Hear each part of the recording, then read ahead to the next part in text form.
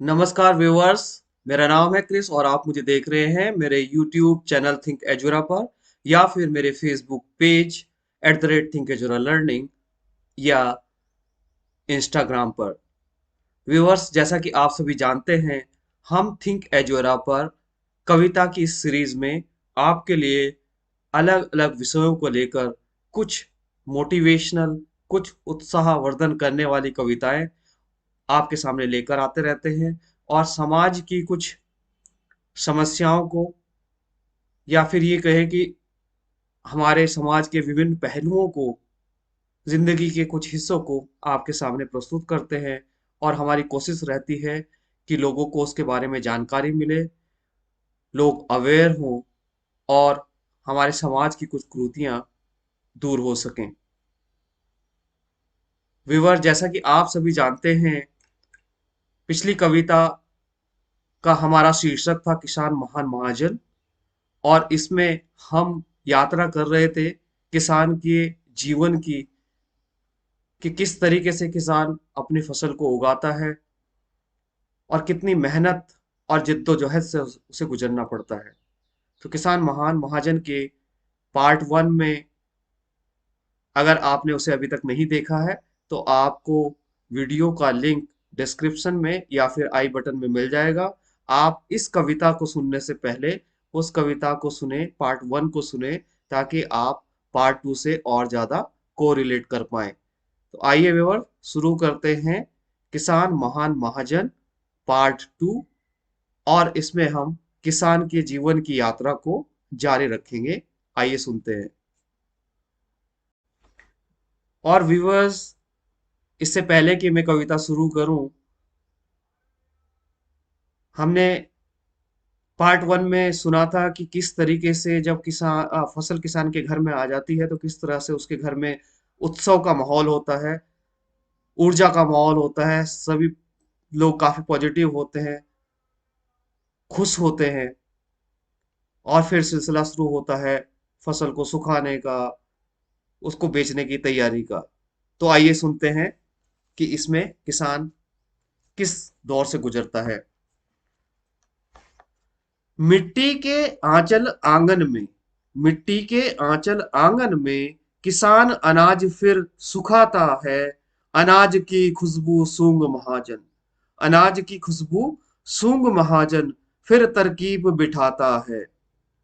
औने पौने दाम लगाकर, औने पौने दाम लगाकर और अनेकों पेच फंसाकर, औने पौने दाम लगाकर और अनेकों पेच फंसाकर घात अनाज की लगाता है।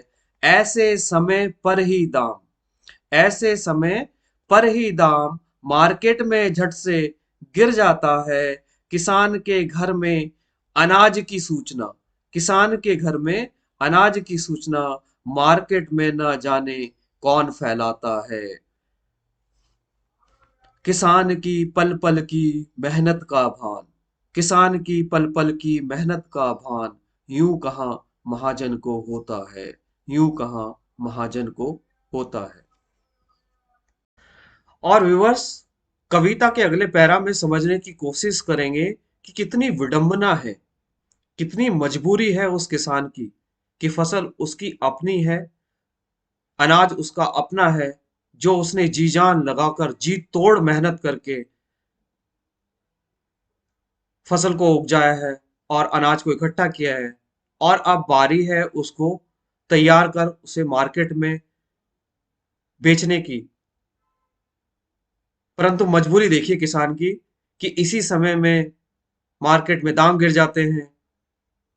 और जो महाजन होते हैं, देखिए महाजन मैं कह रहा हूं यहाँ पर सभी को, इसमें सभी को इंक्लूड कर रहा हूं मैं। महाजन एक संज्ञा दे रहा हूं मैं। इसमें आपके छोटे दुकानदार भी हो सकते हैं, इसमें बड़े मंडी के अ, व्यापारी भी हो सकते हैं, इसमें हो सकते हैं कि कुछ बिचौलिए इन्वॉल्व होते हैं, जो सीधे सीधे किसान से अनाज खरीद कर फिर कहीं और बेच देते हैं।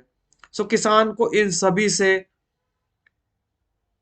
जूझना पड़ता है। और ये किसान को बहुत तरीके के कारण गिनाने लगते हैं, कि देखिए मार्केट में दाम कम हो गए हैं, पिछले साल का माल अभी तक पड़ा हुआ है, पिछले साल का अनाज अभी तक पड़ा हुआ है जो अभी तक नहीं बिका है।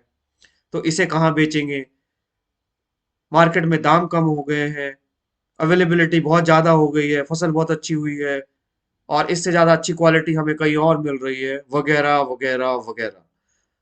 इतने सारे कारण किसान को गिराने लगते हैं। और देखिए, किसान की क्या विडंबना है कि वो सब कुछ जानता है, परंतु फिर भी उसे मौन रहना पड़ता है। और इस दौरान किसान किन किस परिस्थितियों को महसूस करता है, उसके क्या विचार होते हैं, उसके दिमाग में क्या चलता है, इसको समझेंगे अगली लाइनों में। आइए सुनते हैं। मजलूम किसान जानबूझ कर भी सब कुछ, मजलूम किसान जानबूझ कर भी सब कुछ, ना जाने मौन क्यों रह जाता है, ना जाने मौन क्यों रह जाता है, किसान की छाती पर बोझ कर्ज का, किसान की छाती पर बोझ कर्ज का, पल पल जो बढ़ता जाता है, पल पल जो बढ़ता जाता है।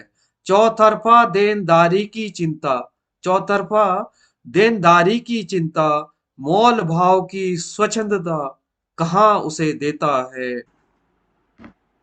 बच्चों की स्कूल की फीस, ड्रेस, किताबें, बच्चों की स्कूल की फीस, ड्रेस, किताबें, बुजुर्गों की तीमारदारी, सब याद उसे आते हैं, सब याद उसे आते हैं।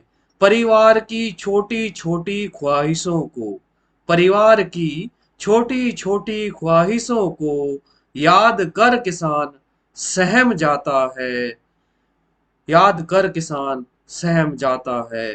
किसान की पल पल की मेहनत का भान, किसान की पल पल की मेहनत का भान, यूं कहाँ महाजन को होता है, यूं कहाँ महाजन को होता है। और व्यूअर्स, चलिए आगे चलते हैं। अगर किसान किसी तरीके से इन बिचौलियों के चक्कर में नहीं पड़ता है, इन छोटे दुकानदारों के चक्कर में नहीं पड़ता है और अपना अनाज इन्हें नहीं बेचता है, तो फिर एक नई लड़ाई शुरू होती है उसके लिए। इसको अनाज को उसे अब मंडियों तक ले जाना होगा और मंडियों में कोशिश करनी होगी कि उसे इसके अच्छे दाम मिल सके। लेकिन वहां पर उसे क्या परिस्थितियां मिलती हैं, क्या स्थितियां वहां पर होती हैं, आइए समझते हैं अगली लाइनों में। जद्दोजहद करके किसान अनाज फिर, जद्दोजहद करके किसान अनाज फिर मंडियों तक पहुंचाता है। साठ गांठ कर लेते खरीदार, साठ गांठ कर लेते खरीदार, दाम कहाँ फिर बढ़ पाता है, दाम कहाँ फिर बढ़ पाता है। स्टोर में पड़े पड़े कई बार, स्टोर में पड़े पड़े कई बार अनाज खाक हो जाता है। ऋण चुकाने को मजबूर किसान, ऋण चुकाने को मजबूर किसान, अब इंतजार कहाँ कर पाता है, अब इंतजार कहाँ कर पाता है।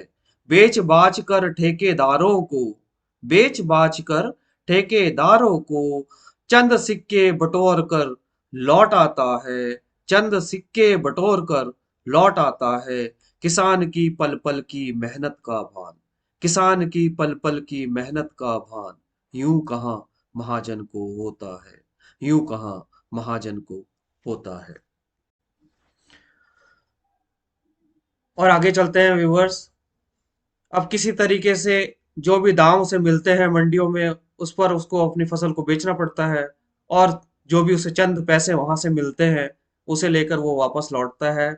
और वापस लौटते वक्त, चूंकि देखिए, जब वो फसल को लेकर बेचने के लिए जाता है तो परिवार के विभिन्न सदस्य अपनी अपनी डिमांड, अपनी अपनी इच्छा उसके सामने जाहिर करते हैं, अपनी अपनी ख्वाहिश उसके सामने रखते हैं कि मेरे लिए ये लेकर आना, मेरे लिए ये लेकर आना, मेरे लिए ये लेकर आना।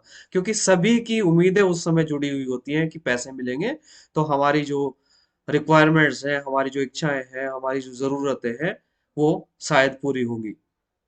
और देखिए, लौटते वक्त किसान जो है, चूंकि उसे पैसे उतने तो मिलते नहीं है जितने उसने उम्मीद की थी, और फिर भी कोशिश करता है कि कुछ ना कुछ लिया जाए, कुछ जरूरी चीजें ली जाए। तो आइए यात्रा करते हैं कि किस तरीके से किसान ये सब कुछ करता है। बच्चों के लिए ड्रेस और चंद खिलौने, बच्चों के लिए ड्रेस और चंद खिलौने, कुछ चुटुर पुटुर ही ले पाता है, कुछ चुटुर पुटुर ही ले पाता है। परिवार में सबकी ख्वाहिश, परिवार में सबकी ख्वाहिश, कहाँ वो पूरी कर पाता है, कहाँ वो पूरी कर पाता है। और आइए यहीं से शुरू होता है उधारी का वो कुचक्र, जिसमें किसान फंसता चला जाता है, धंसता चला जाता है। और इसीलिए आपने सुना होगा कि हमारे देश में किसान कितनी आत्महत्याएं करते हैं, क्योंकि उसका जो कर्ज है वो कभी चुक नहीं पाता। वो पहले सोचता है कि इस बार फसल अच्छी हुई है, इस बार वो चुका देगा, लेकिन फिर वही सिचुएशन वहीं आकर खड़ी हो जाती है। वही परिस्थितियां फिर उसे दोहराने के लिए मजबूर करती हैं, और इस बार फिर चूंकि इस उसे फसल के दाम अच्छे नहीं मिले हैं, वो उस कर्ज को तो लौटा नहीं पाता, और अगले आने वाली फसल तक उसे फिर जो खर्चे करने हैं उनके लिए और ऋण उसे लेना पड़ता है, और उसका ब्याज पर ब्याज बढ़ता चला जाता है। और यही कारण है, यही वो परिस्थितियां हैं जिसके कारण हमारे देश में किसान आत्महत्या करता है। आगे चलते हैं। फिर से ये कुचक्र उधारी का, फिर से ये कुचक्र उधारी का, खाद बीज उर्वरक और फसल की बीमारी का, खाद बीज उर्वरक और फसल की बीमारी का, ऋण पर ब्याज बढ़ता जाता है, ऋण पर ब्याज बढ़ता जाता है। फिर इसे लौटा किसान नहीं पाता है, फिर इसे लौटा किसान नहीं पाता है। किसान की बीमारी कुछ और नहीं। और इस मर्म को समझिएगा व्यूअर्स, और मेरी इस कविता को सबके साथ शेयर कीजिएगा, ताकि ज्यादा से ज्यादा लोगों किसान की जीवन की कठिन यात्रा को समझ सके और इस यात्रा में सम्मिलित हो सके। आइए सुनते हैं। किसान की बीमारी कुछ और नहीं, किसान की बीमारी कुछ और नहीं, उसकी बस ये लाचारी है, उसकी बस ये लाचारी है। किसान की पल पल की मेहनत का भान, किसान की पल पल की मेहनत का भान, यूं कहाँ महाजन को होता है, यूं कहाँ महाजन को होता है। और विवर्स, जिसे भान का मतलब नहीं पता है या जो नहीं समझते हैं, भान का मतलब होता है एहसास करना, कि किसान की जो पल पल की जो मेहनत है, उसकी मेहनत का भान या उसकी मेहनत का जो एहसास है, वो महाजन को ऐसे नहीं होता है। और व्यूअर्स, आज के लिए किसान महान महाजन में बस इतना ही। किसान की यात्रा हम जारी रखेंगे, और इस सीरीज में किसान की जीवन यात्रा से रिलेटेड कुछ और कविताएं आती रहेंगी। व्यूअर्स, हम अपने इस चैनल पर थिंक एजोरा पर कविताओं के अलावा बहुत सारी अन्य जानकारियां, लर्निंग्स, स्किल फ्रेमवर्क के द्वारा लेकर आते रहते हैं। अगर आप भी समाज के विभिन्न पहलुओं को समझना चाहते हैं, और इसके अलावा आप कंप्यूटर साइंस में रुचि रखते हैं, तो उससे रिलेटेड लर्निंग्स हमारे चैनल पर आपको मिलती रहेंगी, ब्लॉग्स हमारे चैनल पर मिलते रहेंगे। तो बने रहें मेरे चैनल थिंक एजोरा पर, और हमारे चैनल को लाइक करें, शेयर करें और सब्सक्राइब करें।